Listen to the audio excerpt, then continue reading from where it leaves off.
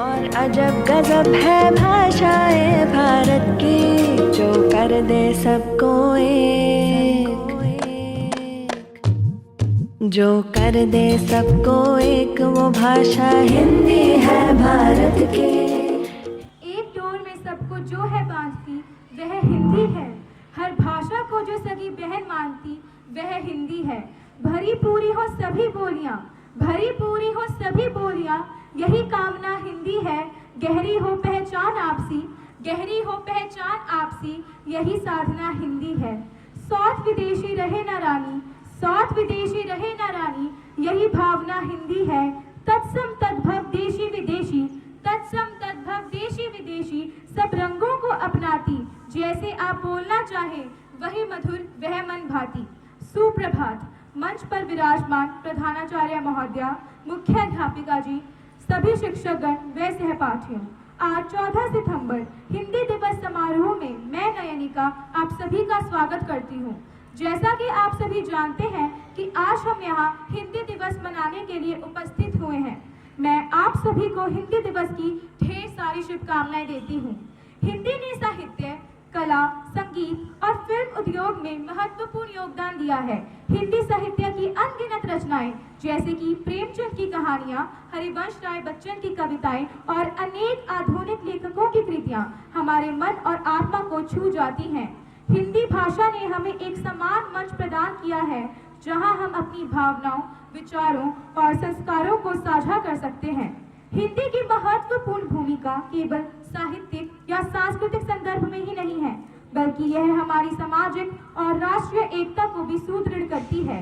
भारत जैसे विविधताओं से भरे देश में हिंदी एक ऐसा साझा माध्यम है जो विभिन्न भाषाओं और संस्कृतियों के बीच समझ और संवाद का पुल तैयार करता है। फूलों की राहें छोड़ अब हमें कांटों पर चलना होगा, छोड़ मखमली सेजों को अंगारों सा जलना होगा। नारी शक्ति को रण में आकर चंडी रूप धरना होगा। अगर यह देश बचाना है तो भगत सिंह बनना होगा, अगर यह देश बचाना है तो भगत सिंह बनना होगा। गीता यह समझाती है कि हिंसा एक बुराई है, पर धर्म के खातिर हिंसा हो तो बन जाती अच्छाई है। रास रचैया नटवर ने बंसी का राज सुनाया था, पर समय पड़ा जब जब कान्हा ने तब तब शस्त्र उठाया था। खुद जियो और जीने दो यह गोविंद की परिपाटी थी, पर धर्म की हानि होने पर शिषपाल की गर्दन काटी थी। गदा थामकर हनुमान ने लंका असुरों पर वार किया और नारायण ने धर्म के खातिर नरसिंह का अवतार लिया। और झांसी की रानी ने भी करवान गदारी थामी थी, चंद्रशेखर आजाद की पिस्तौल बनी एक निशानी थी। मुगलों का आतंक बढ़ा और हाहाकारी छाई थी, तब जाकर गुरु गोविंद सिंह ने अपनी तलवार उठाई थी। अब गद्दारों के चंगुल से भारत माता को आजाद करो, अब गद्दारों के चंगुल से भारत माता को आजाद करो। अरे अब तो कायरता छोड़ो और उधम सिंह को याद करो। वीर भगत सिंह का, वीर भगत सिंह का यौवन घर घर में पूजा जाएगा। अब कोई भी दुशासन चीर खींच नहीं आ पाएगा। गद्दारों है कान खोल कर सुन लो, यह चीख चीख कर कहता हूँ, गद्दारों है चीख चीख कर कहता हूँ, इस छोटे से सीने में भी भगत सिंह रहता है। सत्य अहिंसा प्यारी हमको दिल में गांधी रखते हैं, पर वंचक भी है भगत सिंह के जहन में आंधी रखते हैं। चश्मा टोपी बंदर खादी बहुत हमें सुहाते हैं, लेकिन देश शत्रुओं को फिर भगत सिंह याद आते हैं, फिर भगत सिंह याद आते हैं। धन्यवाद। सुप्रभात। मेरी कविता का शीर्षक है आज क्या बनाऊं। एक दिन वह बोली आज क्या बनाऊं। मैं बोला परसों गधा बना था, कल मुर्गा बना था, तुम कहो तो आज शेर बन जाऊं। फिर वह बोली मैं ये पूछ रही हूँ आप क्या खाएंगे। मैं बोला चिमटा परसों खाया था, बेलन कल खाया था, आज तो धक्का मुक्की से ही काम चला लूंगा। फिर वह गुस्से से बोली मैं ये पूछ रही हूँ तुम्हारे दिल में क्या है। मैं बोला जब कृष्ण के दिल में राधा थी, राम के दिल में सीता थी, तो मेरे दिल में सिवाय तेरे और कौन हो सकता है। वह शर्मा कर बोली मैं ये पूछ रही हूँ आप भोजन में क्या खाएंगे। मैं बोला हलवा हो या खीर, करेला हो या पनीर, आज मौसम है बड़ा सर्द गर्म, बर्तन धोने के लिए पानी दे देना गरम। वह बोली, पानी तो घर मिल जाएगा, अब प्रश्न है कि खाना कौन बनाएगा। मान लेती हूँ आपका कहा, पर ये चक्र ही है बहुत बड़ा। जाना है मुझे साड़ी खरीदने, जिसका बिल करोगे आप अदा। मैं बोला, वाह भाग्यवान, साड़ी लो तुम और बिल करूँ मैं अदा। सारा चक्कर है खाने का, कुछ नया नया पकाने का। दे दे मुझे वही जो कल का है बचा कुचा, क्योंकि भरना तेरा बिल है बहुत मुश्किल, जो कि है तेरी जुबान से भी बड़ा। धन्यवाद। सुप्रभात। मैं तनु कक्षा 9वीं से आज हिंदी दिवस के शुभ अवसर पर आपके सामने वीर रस से भरी कविता प्रस्तुत करने जा रही हूँ। हमको कब बाधाएं रोक सकी है हम आजादी के परवानों को, हमको कब बाधाएं रोक सकी है हम आजादी के परवानों को, न तूफान भी रोक सका हम लड़कर जीने वालों को। हम गिरेंगे फिर उठकर लड़ेंगे, हम गिरेंगे फिर उठकर लड़ेंगे, जख्मों को खाए सीने पर। कब दीवारें भी रोक सकी हैं, कब दीवारें भी रोक सकी हैं क्षमा से जलने वाले परवानों को। गौर जरा से सुन ले दुश्मन, गौर जरा से सुन ले दुश्मन, परिवर्तन एक दिन हम लाएंगे, ये हमले थप्पड़ जूतों से हमको कब्जे में भटका पाएंगे। जब लहर उठेगी जनता, जब लहर उठेगी जनता में, तुम लोग कभी ना बच पाओगे, तुम लोग कभी ना बच पाओगे। देख रूप रंगल जनता का, देख रूप रंगल जनता का, तुम भ्रष्ट सब नतमस्तक हो जाओगे, तुम भ्रष्ट सब नतमस्तक हो जाओगे। धन्यवाद। सुप्रभात। मेरी कविता का शीर्षक है हिंदी हमारी राष्ट्रीय भाषा। बिछड़ जाएंगे अपने हमसे अगर अंग्रेजी टिक जाएगी, मिट जाएगा वजूद हमारा अगर हिंदी मिट जाएगी। हिंदी हमारी राष्ट्रीय भाषा, हिंदी हिंदू हिंदुस्तान, कहते हैं सब सीना तान। पल भर के लिए सोचो हर एक भारतीय इंसान, कितना रख पाते हैं हम इसका ध्यान। सिर्फ 14 सितंबर को ही क्यों करते हैं हम अपनी राष्ट्रीय भाषा का सम्मान, हर पल करते हैं हम हिंदी बोलने वालों का अपमान। सिर्फ 14 सितंबर को ही क्यों याद आता है हमें हिंदी बचाओ अभियान, आखिर क्यों हिंदी को अपमानित करते हैं खुद भारतीय इंसान। सिर्फ 14 सितंबर को ही हिंदी में क्यों भाषण देते हैं हमारे नेता महान, जो बाद में समझते हैं अपना हिंदी बोलना ये अपमान। क्यों समझते हैं हम अंग्रेजी बोलने में खुद को महान, क्या भूल गए हम इसी अंग्रेजी ने बनाया था हमें वर्षों पहले गुलाम। आज उन्हीं की भाषा को क्यों करते हैं हम सत सत प्रणाम। अरे ओ खोए हुए भारतीय इंसान, अब तो जगाओ अपना सोया हुआ स्वाभिमान। उठ खड़े हो मिलकर करें प्रयास हम, दिलाए अपनी मातृभाषा को अंतर्राष्ट्रीय पहचान हम, ताकि कह सके फिर से हम हिंदी हिंदू हिंदुस्तान, हिंदी हिंदू हिंदुस्तान, कहते हैं सब सीना तान, कहते हैं सब सीना तान। से धन्यवाद। आपका दिन मंगलमय हो। सुप्रभात। मेरी कविता का शीर्षक है झांसी की रानी। रानी बोली कि जाकर कह देना उन गोरे और गद्दारों को, झांसी का सपन देखने वाले उन किस्मत के मारों को, कि जब तक ये झांसी की रानी जिंदा है वह आज नहीं आने देगी, वह वीर शिवा राणा प्रताप का मान घटने नहीं देगी। भारत की पावन बगिया का एक फूल नहीं ले पाओगे, कि भारत की पावन बगिया का एक फूल नहीं ले पाओगे। अरे भाई झांसी तो छोड़ो, तुम झांसी की धूल भी नहीं ले पाओगे, कि अरे झांसी तो छोड़ो, तुम झांसी की धूल भी नहीं ले पाओगे।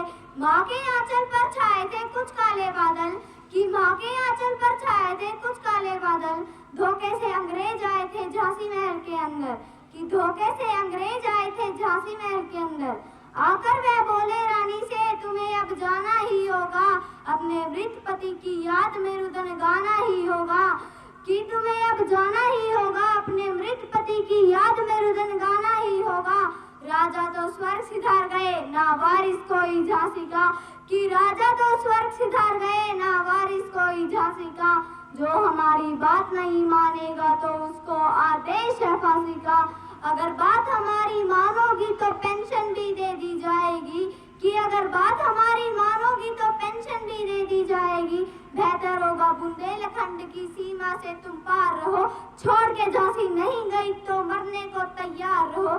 इतना सुनते ही रानी की आंखों के डोरे लाल हुए, नवमंडल में बिजली कड़की तेवर इतने विकराल हुए। ऐसा व्यतीत हुआ मानो जगदम्बा खुद लेकर हथियार खड़ी, पलक झपकते ही गोरों की सेना भाग खड़ी हुई। हाँ, पलक झपकते ही गोरों की सेना भाग खड़ी हुई। धन्यवाद। सुप्रभात मेरे प्यारे दोस्तों, मेरा नाम मायरा है। मैं तीसरी कक्षा की छात्रा आपको आज हिंदी दिवस पर एक कविता सुनाना चाहती हूँ। ध्यान से सुनिएगा। आजकल के बच्चे पता नहीं किस दबाव में रहते हैं। उन्हीं की मनोस्थिति को दर्शाने के लिए मैं आज आपके सामने कविता प्रस्तुत करने जा रही हूँ। आजकल के बच्चे गजब गा रहे हैं, परीक्षा में पता नहीं क्यों इतने नंबर ला रहे हैं। हम तो 7-8 भाई थे, पढ़ाई में खूब दिल लगाया करते, तब जाकर सबके मिला के 60-70% आया करते। हौसले इतने बुलंद, कभी उदास नहीं हुए। एक साल में 2 भाई से ज्यादा पास ही नहीं हुए। घर वालों ने जब पुस्तकें एक बार दिलवा दी, घर वालों ने जब पुस्तकें एक बार दिलवा दी, सारी जिंदगी वहीं चला दी। छोटे वाले भाई ने तो हमेशा कई ट्यूशन पढ़े, पूरा जोर लगा दिया, लेकिन अगली क्लास में नहीं चढ़ा। एक दिन आखिर नाम ही कटवाना पड़ा। दरअसल उसे जबरदस्ती स्कूल में डलवा दिया। पहली कक्षा में दाखिला करवाया, 5 साल बाद पहली से ही निकलवा दिया। भाई साहब याद करो, मुझे तो याद है 12वीं में मेरे अकेले के 40% आए थे। घर वाले तो क्या, रिश्तेदार तक फूले ना समाये थे। रिजल्ट देखकर घर लौटा, भाई साहब अद्भुत घड़ी थी। बड़ी बुआ दरवाजे पर आरती का थाल लिए खड़ी थी। कहने लगी बच्चे ने इतिहास रच दिया, कहने लगी बच्चे ने इतिहास रच दिया। इसी खुशी में शाम का भंडारा रख दिया, इसी खुशी में शाम का भंडारा रख दिया। पता नहीं आजकल के बच्चे किस तनाव में रहते हैं, हर वक्त एक अभाव में रहते हैं। बच्चों का बचपन बस्तों के बोझ तले दब गया। माँ बाप का प्यार कंप्यूटर मोबाइल की भेंट चढ़ गया, माँ बाप का प्यार कंप्यूटर मोबाइल की भेंट चढ़ गया। धन्यवाद। से निक्कू को बुलाना चाहती हूँ अपनी कविता के साथ, जिनकी कविता के बोल हैं, भारत देश की भाषा हिंदी, हम सबकी आशा हिंदी। जय हिंद। मैं निक्कू कक्षा 7वीं से। आज के शीर्षक है भारत देश की भाषा हिंदी। भारत देश की भाषा हिंदी, हम सबकी भाषा हिंदी। भारत देश की भाषा हिंदी, हम सबकी आशा हिंदी। बुझते दीप जलाती हिंदी, मुख पे रौनक लाती हिंदी। बुझते दीप जलाती हिंदी, मुख पे रौनक लाती हिंदी। देश की संस्कृति को जीवित रखने का सरल उपाय है हिंदी। देश की संस्कृति को जीवित रखने का सरल उपाय है हिंदी। आदर और सम्मान की बोली हम सबको सिखलाए हिंदी। आदर और सम्मान की बोली हम सबको सिखलाए हिंदी। हर भाषा का महत्व अपना, पर हिंदी सबसे खास है। हर भाषा का महत्व अपना, पर हिंदी सबसे खास है। हिंदी भारत का गौरव है, हर भारतीय का विश्वास है। हिंदी भारत का गौरव है, हर भारतीय का विश्वास है। ना शर्म करो जब बोलो हिंदी, गर्व करो जब बोलो हिंदी। ना शर्म करो जब बोलो हिंदी, गर्व करो जब बोलो हिंदी। शिष्य डांटो तो बोलो हिंदी, ज्ञान बांटो तो बोलो हिंदी। दुनिया को दिखला दो, हिंदुस्तान का मान है हिंदी, हिंदुस्तान का मान है हिंदी। धन्यवाद। सुप्रभात सभी को। मैं सारिका कक्षा 9वीं की छात्रा आज आप सबके समक्ष एक हास्य कविता प्रस्तुत करने जा रही हूँ। बहरों को फरियाद सुनाना, बहरों को फरियाद सुनाना अच्छा है, पर कभी कभी अंधों को दर्पण दिखाना, अंधों को दर्पण दिखाना अच्छा है, पर कभी कभी ऐसा ना हो तेरी कोई उंगली गायब हो जाए। नेताओं से हाथ मिलाना अच्छा है, पर कभी कभी बीवी को बंदूक सिखाकर तुमने रिस्की काम किया है। अपनी लुटिया आग डुबाना अच्छा है, पर कभी कभी भैंस के आगे बीन बजाना, भैंस के आगे बीन बजाना अच्छा है, पर कभी कभी $25 जुर्माने के पान थूक कर तुमने खर्चे। वॉशिंगटन में पान चबाना अच्छा है, पर कभी कभी। धन्यवाद। सीखने में भी कोई बुराई नहीं है, क्योंकि हमारी मातृभाषा ही तो हमारी पहचान है। अब मुझे समझ में आया कि हिंदी इतनी महत्वपूर्ण क्यों है। हमें हिंदी को गर्व से बोलना चाहिए और हमें इसे अपनी पढ़ाई और चाहिए, क्योंकि हिंदी हमारी पहचान है। मुझे गर्व है कि तुम सबने मेरी महत्ता समझी। याद रखना, मैं केवल तुम्हारी भाषा ही नहीं, बल्कि तुम्हारी संस्कृति और इतिहास की धरोहर हूँ। अब तो यह बात पूरे विश्व ने समझी और 10 जनवरी 2006 को प्रथम हिंदी दिवस मनाया गया।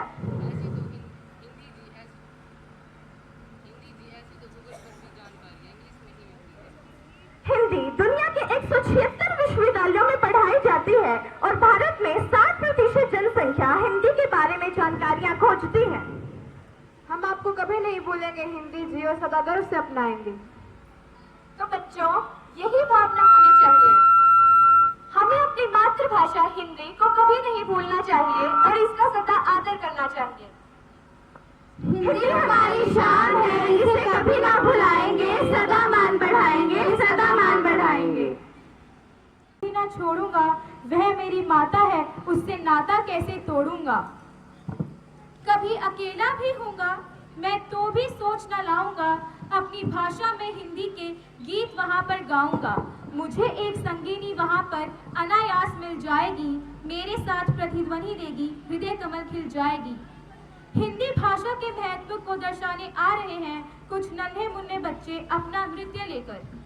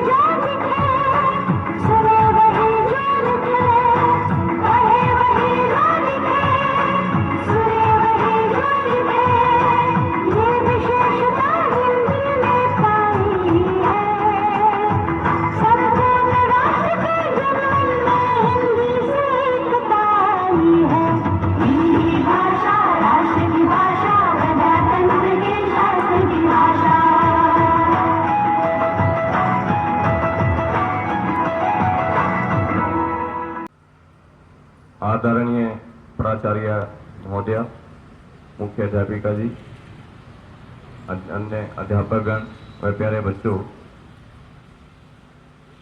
आज हम 14 सितंबर को हिंदी दिवस मना रहे हैं।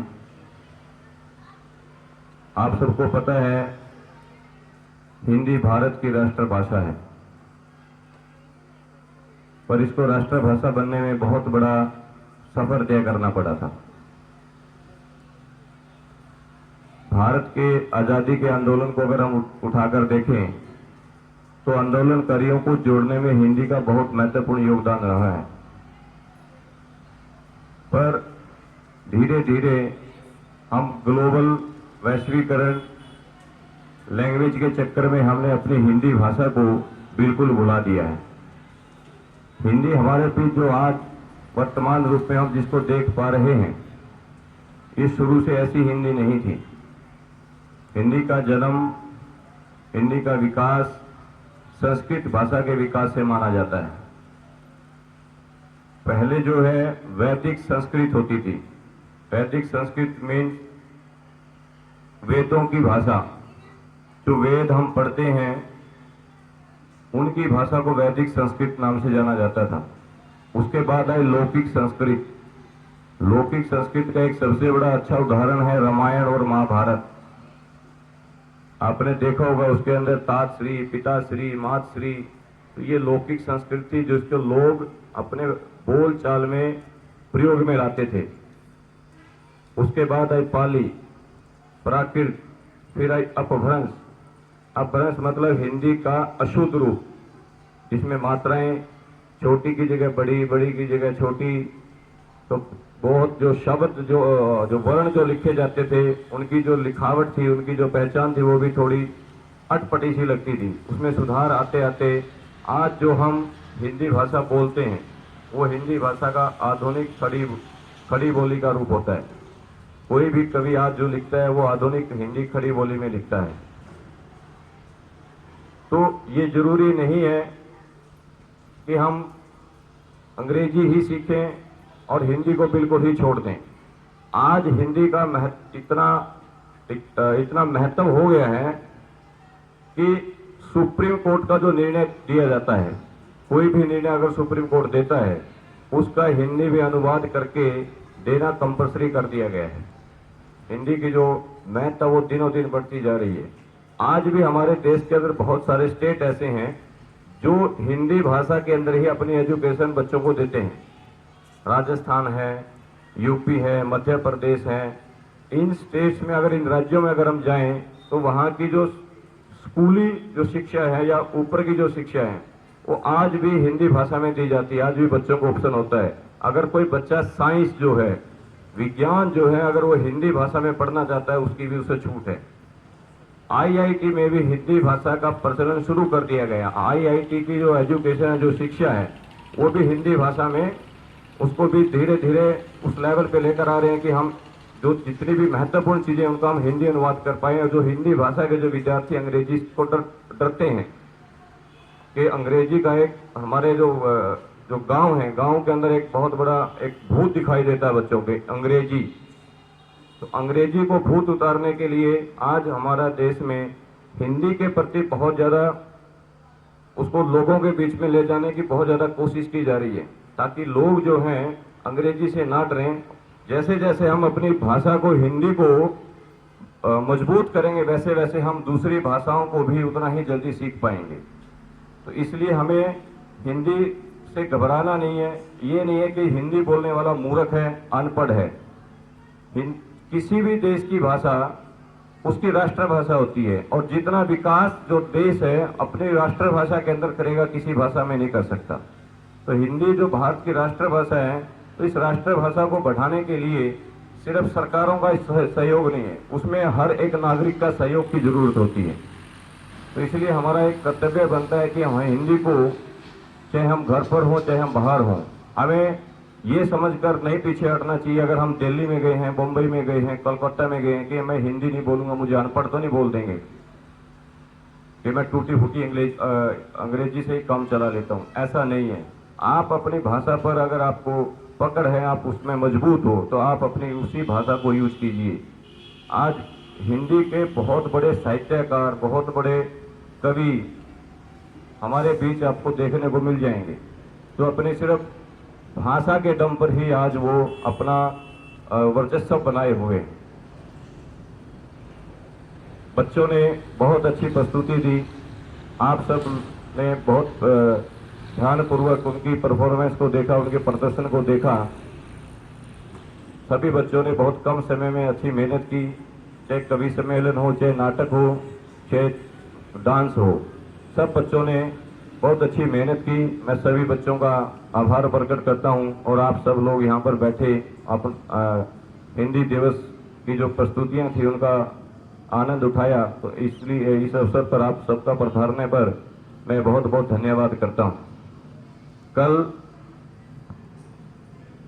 ग्रैंड पेरेंट्स डे है, और आज के इस भागदौड़ की दुनिया में मैं तो कहूंगा कि मोबाइल की दुनिया में, आज की इस मोबाइल की दुनिया में अपने दादा दादी के पास बैठना शुरू कीजिए। जो शिक्षा आपको वो दे सकते हैं, आपको कोई भी नहीं दे सकता। जो संस्कार वो सिखा सकते हैं, जो संस्कृति वो बता सकते हैं आपको, जो मोरल एजुकेशन जिसको हम बोलते हैं, नैतिक शिक्षा, जो नैतिक शिक्षा आपको आपके दादा दादी दे सकते हैं, दुनिया में कोई आपको नहीं दे सकता। तो उनके साथ अपना कुछ समय बिताइए, उनसे पूछिए, उनके साथ मस्ती कीजिए, उनके साथ खेलिए, उनसे कहानियां सुनिए, उनसे कोई और अपने समय की कोई बात पूछिए कि जिससे आपको प्रेरणा मिले। क्योंकि आज के बच्चे मोबाइल, यहाँ से गए घर से, पढ़े तो पढ़े, नहीं तो सीधा मोबाइल, मम्मी का हो पापा का हो या कुछ तो जबरदस्ती अपना मोबाइल भी खरीद लिया होगा कि दो वरना मैं स्कूल में नहीं जाऊंगा। तो उसको छोड़कर उस समय अपने दादा दादी के साथ अपना समय बिताइए, और उनके साथ जो भी आपको लगे कि मेरा सबसे अच्छा पल है मेरा दादा दादी के साथ, उस समय की पिक्चर लेकर अपने क्लास टीचर को भेज दीजिए, ताकि पता चले कि आप कितने अपने दादा दादी के साथ घुलते मिलते हो, कितने अच्छे से आप उनके साथ धक्का मस्ती करते हो। ये बहुत एक महत्वपूर्ण पल होता है। जब दादा दादी हमारे इस दुनिया से चले जाते हैं तब हम उनकी बातें याद करते हैं। वो बातें हम तभी याद कर पाएंगे जब हम उनके साथ कुछ समय बिताएंगे। धन्यवाद।